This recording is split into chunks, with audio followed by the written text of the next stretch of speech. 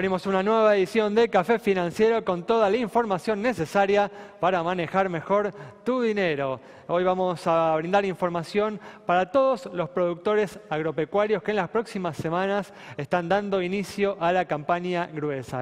¿Cuánto están cobrando los bancos por el financiamiento que ofrecen a través de las tarjetas específicas para este sector? Vamos también a hablar de fondos comunes de inversión y en el último bloque vamos a conversar con el subsecretario de Coordinación de la Obra Pública Federal, Ricardo Delgado, para analizar lo que viene sucediendo con uno de los motores de la economía en este 2017. Quédate con nosotros. Tras el siguiente intervalo vamos a regresar con todos estos temas y vamos a responder, como siempre hacemos, a todas tus consultas.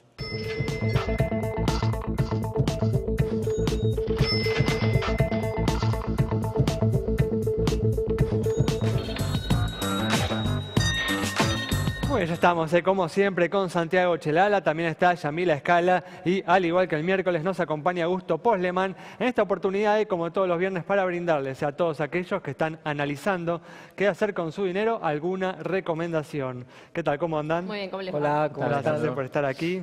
Bueno, arrancamos, tenemos mucha información para hoy y vamos a comenzar hablando del campo, porque de acuerdo a un informe de Carabab que circuló en los últimos días, un 25% de la producción agrícola y un 34% del stock ganadero se vio afectado por las inundaciones. En este contexto, el gobierno viene trabajando en un seguro para cubrir a los productores contra este riesgo. ¿De qué se trata esta iniciativa, Yami?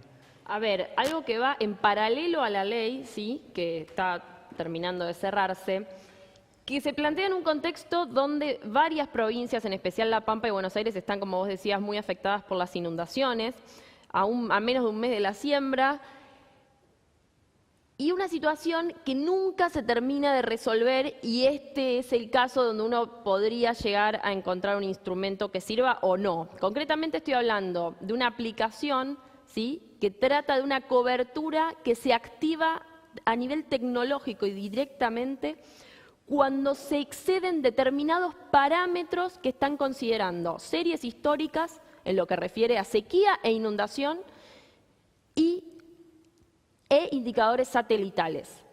Esto es una prueba piloto en 30 municipios, que, atención, está alineado con un acuerdo con el Banco Mundial. ¿Y por qué digo esto? Porque en el marco de un acuerdo hay muchas cosas que pueden funcionar y que luego, si se lanzan al normal funcionamiento, se puede complicar. En concreto, es importantísimo a esta altura encontrar una herramienta que les sirva a los productores y, como destacan algunas autoridades, resaltar la figura del capital de trabajo y no la parte de los subsidios, por lo que uno recupera. A ver, ¿cómo funciona esta cobertura?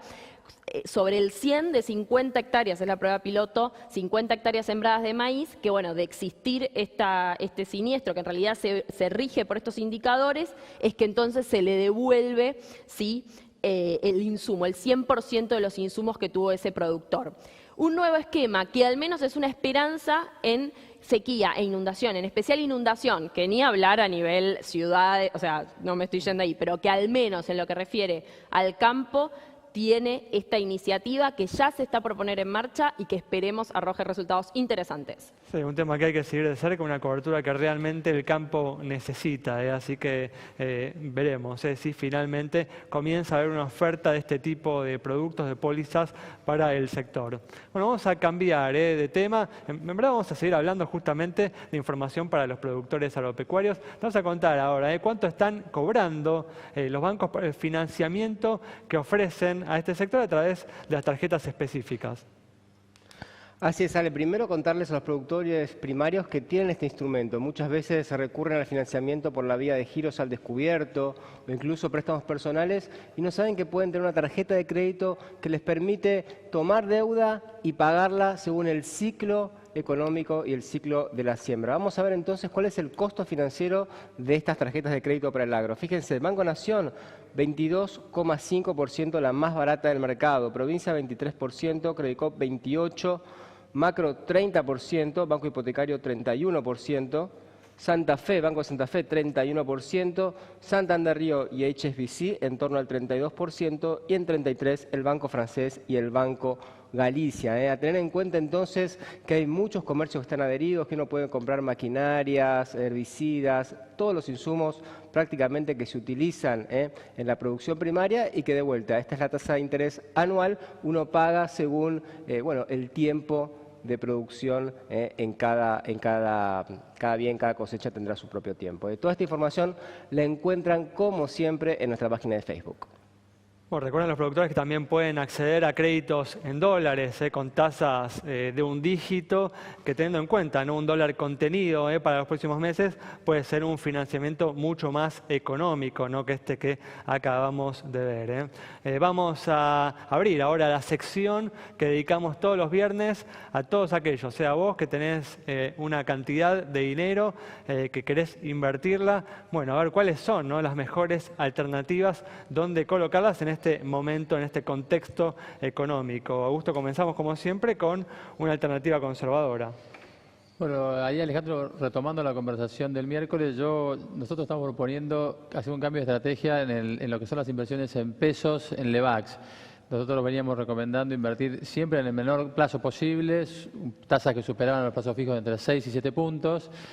Hoy vemos un escenario donde las tasas de interés del Banco Central son más altas a mediano y largo plazo. Mediano y largo plazo es un año máximo.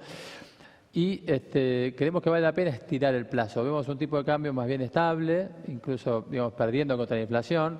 Entonces, este nivel de tasa de interés podría significar tasas reales en dólares de aproximadamente 9% a un año. Es altísimo. Nosotros creemos que es una oportunidad que no va a durar mucho tiempo. El Banco Central, post elecciones, podría empezar a bajar lentamente las tasas de interés en todos los plazos, con lo cual, de acá a octubre, noviembre, pensamos que tiene mucho sentido empezar a poner pesos a 6 meses, un año de plazo, sin miedo al dólar. Básicamente esa es la recomendación. Muy bien, entonces Lebacs, estamos diciendo, serían 120 días o a partir de ese plazo, ¿no? Exactamente. Sí. Y estamos ganando entonces...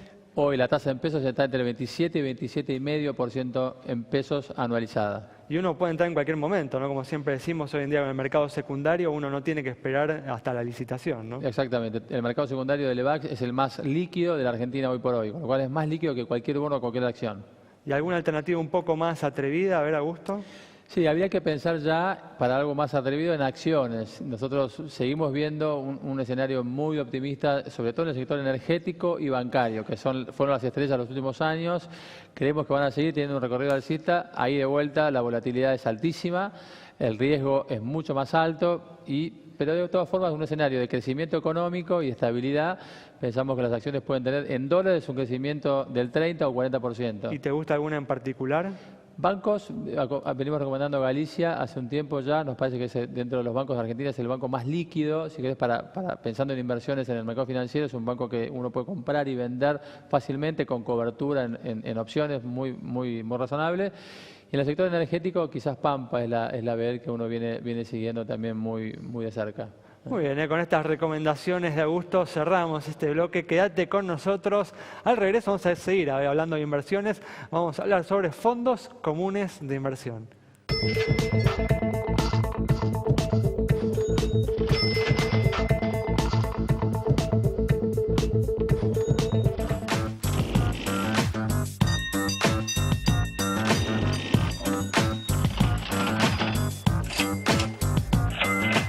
En este espacio que dedicamos a los productos financieros y de seguros, hoy nos vamos a concentrar, como les decía en el bloque anterior, en los fondos comunes de inversión. Para ello estamos con Gonzalo Givelli, que es responsable comercial de Santander Río Asset Management. ¿Qué tal, Gonzalo? ¿Cómo andás? Muy bien. Gracias por estar aquí.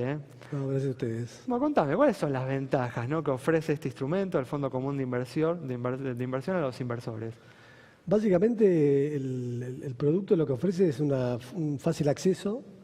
No se necesita un patrimonio muy grande para poder acceder a un fondo o a varios fondos. La liquidez permanente, más allá del plazo de liquidación que tiene cada fondo. Es un producto que uno no necesita preguntar si tiene que salir para poder salir. Claro. Y un manejo profesional y una diversificación que, de vuelta, atado al primer concepto de un patrimonio bajo, es difícil encontrar en otro tipo de productos. Y también ofrece una rentabilidad que supera a la de los instrumentos más tradicionales, como por ejemplo un plazo fijo. Depende del fondo, pero por lo general sí. Depende de los momentos del mercado, pero básicamente hay distintos tipos de fondos y en función de los fondos que uno esté observando o analizando, hay fondos que potencialmente tienen mayor retorno que los instrumentos tradicionales, digamos, ¿no? ¿A qué tipo de inversor vos dirías que está dirigido un fondo común de inversión? En general el producto está dirigido es multisegmento, o sea, un fondo lo puede comprar o puede invertir tanto un individuo, no importa su patrimonio, como una empresa mediana, chica, una pyme o una corporativa. Abarca todos los tipos de segmentos de clientes. ¿Dirías que es una herramienta recomendable para un inversor conservador que por ahí está acostumbrado a poner su dinero en un plazo fijo? Sí, de hecho, en los últimos tiempos el inversor en general se ha empezado a volcar en la industria de fondos y en este tipo de productos en particular, porque hay determinados productos dentro de la gama de fondos que existen que tienen un retorno similar a un plazo fijo, pero con la liquidez permanente, donde uno puede salir y al día siguiente a obtener el efectivo, digamos, ¿no? Claro, o sea, pero la rentabilidad es similar, ¿no? La rentabilidad es similar, por momentos es superior, depende de los momentos de mercado. Y ya, bueno, justamente me estás mencionando, ¿no? Hay distintos tipos de fondos. ¿Cuáles son, ¿no?, los más comunes? De los fondos del último año y medio, dos, que han sido los fondos estrella, por decirlo de una manera, son los fondos que están más integrados por las LEVACs que emite el Banco Central, que tienen una tasa de interés muy interesante. ¿Y cómo se llaman, por ejemplo, estos fondos? Son fondos de renta fija, pero se los denominan los temas 1, porque liquidan de un día para otro, o sea, uno rescata hoy y al día siguiente tiene el dinero acreditado en la cuenta, pero básicamente son del universo del segmento de los fondos de renta fija. Renta fija de muy corto plazo, ¿no?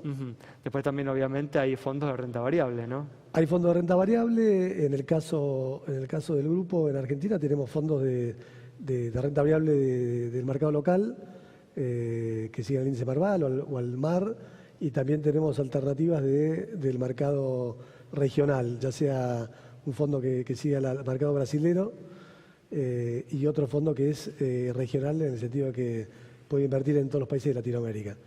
¿Cómo hace, ¿no?, un ahorrista para elegir cuál es el fondo que más se adapta, ¿no?, a sus características? Ahí lo que siempre aconsejamos o recomendamos es conocerse primero antes de entrar a observar y analizar el menú, donde lo aconsejable es hacer un test del inversor, donde uno puede contestar una serie de preguntas muy rápidamente y determinar qué perfil de inversor es. Y en función de esa determinación de perfil, entender qué productos hay para ese perfil y cuáles son los que más se adecúan a sus necesidades, ¿no? Claro, por ejemplo, si uno está dispuesto, ¿no?, a soportar alguna pérdida, ¿no? Exactamente, porque muchas veces el inversor local lo que termina observando o primeramente observa es qué retorno ha obtenido un producto y no ve atrás de ese producto o ese retorno qué riesgo asociado está implícito, digamos, ¿no? En este 2017 hay fondos que vienen rindiendo más de un 40%, ¿no? ¿Qué tipo de fondos son estos? Básicamente los que han rendido por encima del 40% son fondos de equity o fondos de acciones, digamos, ¿no? Tanto los fondos de acciones locales, en nuestro caso, han estado por encima uno del 40 y otro casi del 50. Y en el caso de estos fondos de alternativas más regionales, ya medidos en dólares, porque se operan con dólares, han tenido retornos del 35% y de casi del 20% en el transcurso de 8 meses, ¿no? Bueno, nos quedamos sin tiempo, tenía más preguntas para hacerte, serán para la próxima. Gracias por haber estado aquí. Cerramos entonces esta información detallada sobre este instrumento que puede brindar interesantes oportunidades a los inversores. Cerramos este bloque, quédate con nosotros, al regreso vamos a estar hablando con Ricardo Delgado.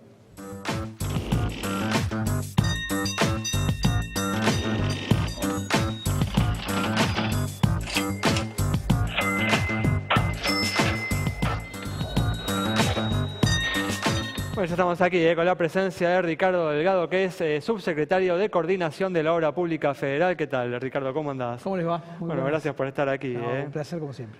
Y bueno, la construcción, como se vio en los últimos días, viene creciendo. En los primeros 7 meses del año un 8,9%, en gran parte motorizado por la obra pública. ¿Hasta qué punto, Ricardo, el crecimiento que vamos a terminar teniendo en este 2017 va a deberle mucho, digamos, a justamente este sector, esta obra pública? Bueno, a ver, me parece que, digamos, tenemos que decir que de esos casi 9 puntos de crecimiento, el 80% es obra pública.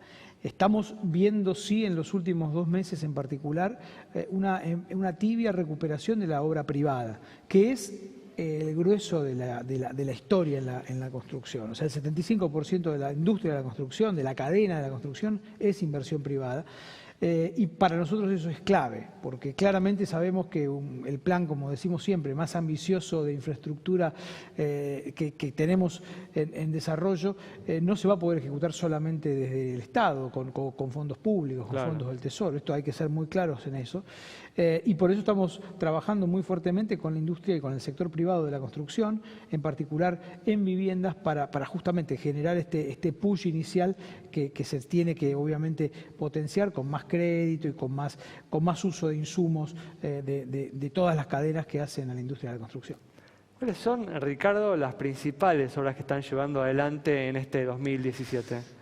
Bueno, hay un montón de obras, digamos, desde casi 3.000 kilómetros de rutas nacionales que se van a convertir en autovías o autopistas, más puesta en valor, más rutas seguras, como le llama el equipo del Ministerio de Transporte. Nosotros desde el Ministerio del Interior estamos desarrollando una muy fuerte inversión en AISA, por ejemplo, en aguas, digamos, de la Ciudad de Buenos Aires y el conurbano en particular. AISA este año ha absorbido 8 municipios que antes eran abastecidos por aguas de la provincia de Buenos Aires, por ABSA, 8 municipios que hoy forman parte de la red de AISA, y allí estamos desarrollando inversiones por más de 30.000 millones de pesos, contratos por más de 30.000 millones de pesos, casi 200 obras en ejecución. En el interior también estamos llevando soluciones, en particular al norte, digamos, de obras de cloaca, de saneamiento, de desagüe. Vos pensás que, como yo siempre digo, el norte argentino, una gran parte de los argentinos que viven allí viven en condiciones del siglo XIX. No tienen cloacas, no tienen agua, y todo eso obviamente genera condiciones de políticas sanitarias muy necesarias, porque la falta de agua genera enfermedades. Claro. Y me parece que es uno de los temas centrales que nos preocupa, ¿no? Esto que se llama el Plan Belgrano, allí llevando esas soluciones a los que más lo necesitan del norte. Después, por supuesto, se están poniendo en valor obras emblemáticas en materia de energía. Por ejemplo, las represas del sur seguramente van a ponerse en marcha luego de la audiencia pública ambiental, van a ponerse en marcha las de Santa Cruz, la Kirchner y Zepernik, están las obras vinculadas con las centrales nucleares. En fin, digo, hay una enorme cantidad y por supuesto la vivienda, que para nosotros es una gran asignatura pendiente como sociedad, y que además este gobierno toma con una seriedad como nunca antes. Claro. Ahora, Ricardo, estas vendrían a ser obras de infraestructura vinculada a la inclusión de los que menos tienen y los que más necesitan. Pero esta semana también se escucharon voces empresarias hablando nuevamente del costo argentino, ¿no? Y lo caro que es el transporte de carga, lo caro que es trasladar un contenedor al puerto. ¿Qué se puede hacer para facilitar resolver ese problema? Bueno, claramente el tema de la conectividad forma parte de la visión de largo plazo que tiene la Argentina, que tiene nuestro gobierno, vinculado a que no podemos resolver los problemas de costos de la Argentina sin un shock de productividad, y sin un shock vinculado y la productividad vinculada con la infraestructura, digamos. Si no tenemos mejores rutas, como decía antes, pero básicamente un mejor ferrocarril de cargas, de vuelta, el norte argentino, el ferrocarril Belgrano Cargas, ahora se están ejecutando 500 kilómetros. Nunca antes hubo semejante inversión en el tren Belgrano Cargas. Va a hacer que, por ejemplo, los productos de Salta, de Jujuy, de Tucumán, lleguen a los puertos de Rosario o de Buenos Aires a precios mucho más baratos que comparados con, por ejemplo, el transporte en camión, que es mucho más caro, mucho más ineficiente, mucho más contaminante. Por supuesto, esto no es soplar y hacer botellas. Las obras llevan años. En estos casos digamos, 4 o 5 años para poner en marcha todas esas inversiones, pero ciertamente ese es el camino. Nosotros estamos muy claros que esto todos los días tenemos que dar un paso, no tenemos que ir para atrás y tampoco hacer promesas que no se puedan cumplir, porque también en obra pública y en infraestructura en general se han prometido a lo largo de las décadas en Argentina muchas cosas que después finalmente no se hicieron. Ahora, en los próximos días se va a estar presentando el presupuesto para el año que viene. Según algunos trascendidos, el presidente Macri le pidió a todos los ministerios que recorten gastos. ¿Se puede hacer un plan como el que necesita Argentina al tiempo que hay que hacer un ajuste fiscal porque el déficit es demasiado grande? Bueno, agrego algo, ¿no? Esta pregunta en verdad trascendió que el presupuesto, ¿no?, en obra pública se mantendría el año que viene en los mismos valores nominales de este año, ¿no? Estaríamos hablando del año que viene un presupuesto que caería en términos reales. ¿Es cierto esto? A ver, todavía estamos cerrando los números hasta que el 15 de septiembre, faltan algunos días, no se presente el presupuesto, no vamos a hacer ninguna, digamos, consideración al respecto, pero lo que hay que tener en cuenta es lo que decía al principio. El plan de infraestructura va a seguir y básicamente va a tener en la inversión privada una de las patas centrales. De vuelta, creer que solamente con fondos públicos o fondos de organismos multilaterales de crédito, que son necesarios y muy importantes, sobre todo en las áreas de transporte y de infraestructura social, como las que decíamos antes, creer que con solamente eso vamos a poder desarrollar este programa que nos lleve a 6 puntos del PBI, que es lo que queremos invertir en infraestructura por año. Estamos hoy en un contexto además en el que hay que bajar el déficit fiscal, ¿no? Además. Bueno, pero por supuesto nosotros somos contestes de que los equilibrios macroeconómicos hay que seguir fortaleciéndolos, porque todavía no están todo lo fuerte que nos gustaría y en ese proceso se está. Tenemos que encontrar mecanismos interesantes o adecuados para que haya inversión privada. Por eso están, por ejemplo, la ley de participación público-privada. Ya hay en cartera más de 20.000 millones de dólares en proyectos para poder empezar a desarrollarse. Cada uno va a ser evaluado y va a haber licitaciones nacionales e internacionales para desarrollar proyectos de energía, proyectos de transporte, proyectos de vivienda, en fin, una cantidad importante de inversión privada que se va a volcar a la infraestructura. Pero Ricardo, a la luz de lo sucedido este año, que hablábamos justamente al inicio de la entrevista, ¿puede crecer el año que viene la economía argentina con una obra pública que tal vez se retraiga en términos reales? A ver, yo te diría, digamos, cuando uno ve el número de la obra pública en relación al producto, estamos hablando de la obra pública y privada, digamos, en relación al producto, la infraestructura, estamos hablando de 2,5 puntos del PBI. O sea, hay 97,5 puntos que se explican por otra cosa, que no son obra pública. Con lo cual, digo, por supuesto que nosotros somos importantes en términos de dinamizar sectores de la construcción, insumos, acero, digamos, cemento, vidrio, en fin. Pero digo, claramente, ahora, pensar de vuelta que es la obra pública el único tractor, la verdad que lo que uno ve cuando uno repasa toda la evolución de los diferentes indicadores de la demanda agregada, uno ve que la inversión tracciona y que las importaciones, por ejemplo, de bienes de capital están creciendo muy fuerte, que obviamente el sector del campo, el agro, la agroindustria en general, hay algunos todavía problemas con sectores industriales, en particular el textil, pero uno ve, y por supuesto el consumo, que después de un ajuste importante que tuvo el año pasado, producto de la salida de la herencia, digamos, que nos ha dejado el gobierno anterior, y vale la pena hacer una pequeña acotación. Tenemos que ir cerrando, 30 segundos nos queda. Pequeña acotación. Salimos de una herencia muy complicada sin una crisis. Estamos haciendo un proceso de cambio de precios relativos, de correcciones macroeconómicas, de reformas hacia adelante. El 2018 va a ser un año donde van a empezarse a plantear reformas importantes, tributarias y otras vinculadas a los costos.